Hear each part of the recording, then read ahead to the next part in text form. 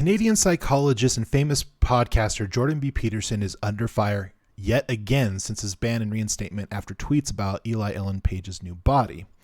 Currently, Peterson's psychology license is being targeted by Ontario College of Psychologists for wrong-think tweets criticizing Justin Trudeau, Canada's Prime Minister. What are your thoughts on Jordan B. Peterson's tweets? Do you think he deserves his practicing license revoked? Hello everybody, Jay Rhymes here with the Periodic Review. Hopefully I will earn your subscription today, so don't forget to like and share this video, crush that red subscribe button, and hit that bell to turn on notifications so you don't miss a content release.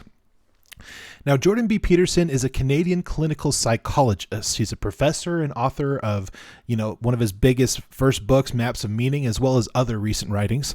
He also has a huge following on his Spotify podcast, Daily Wire episodes, as well as content on YouTube and other social media outlets. Those against him would label him a pseudo-intellectual and hero to the incel community, which were surprising words from Hollywood celebrity Olivia Wilde.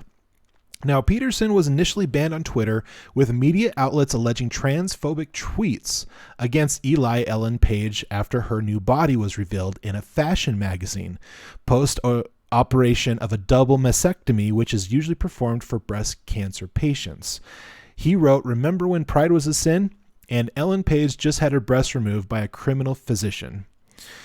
He also was ostracized for tweets on the plus-size model Yumi Nu saying, "Sorry, not beautiful," and no amount of authoritarian tolerance is going to change that. Now, although some would say these tweets were in bad taste, some would also say objective and realistic. Either way, Peterson has had a history of saying things people don't like. So let's go ahead and go to one of his most recent tweets. And you can see this over on his Twitter page at Jordan B. Peterson. Breaking. The Ontario College of Psychologists, CP Ontario, has demanded that I submit myself to mandatory social media communication retraining with their experts for, among other crimes, retweeting Pierre Poilievre and criticizing at Justin Trudeau and his political allies.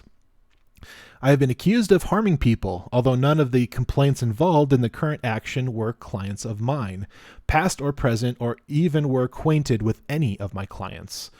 I am to take course of such training and with reports documenting my progress or face an in-person tribunal and suspension of my right to operate as a licensed clinical psychologist, and a dozen people from all over the world submitting complaints about my public statements on Twitter and Rogan over a 4-year period.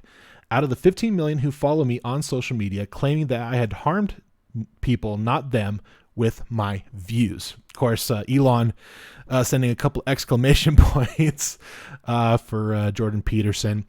Although it is implied in the Constitution that we can share our ideas without facing punishment from the government, there are no laws directly outlining any protection of retaliation from individuals or big businesses.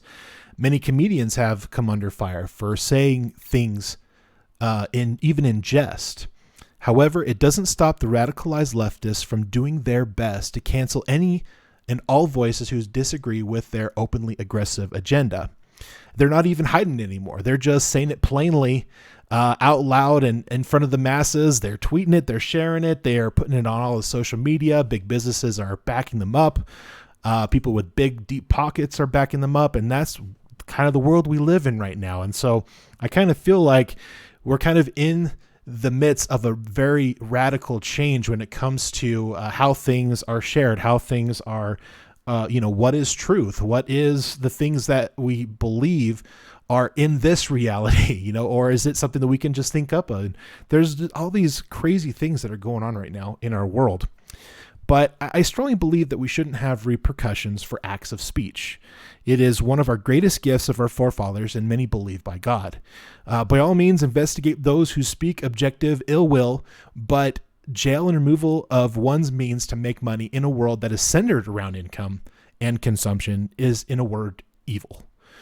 The idea that anyone could put laws into place to put you in a re-education camp for things we don't like you to say is, in my opinion, progress for progress' sake without reasoning, and I believe that progress will damn us all to hell. But who knows? I could be wrong, and I'm sure you will let me know in the comment section. So all of our sources and links are in the video's description down below. And from my family to yours, Good night. Today's video is sponsored by viewers like you, so thank you. If we earned your subscription today, don't forget to hit that red subscribe button, click that damn bell, and turn on your notifications so you don't miss a content release.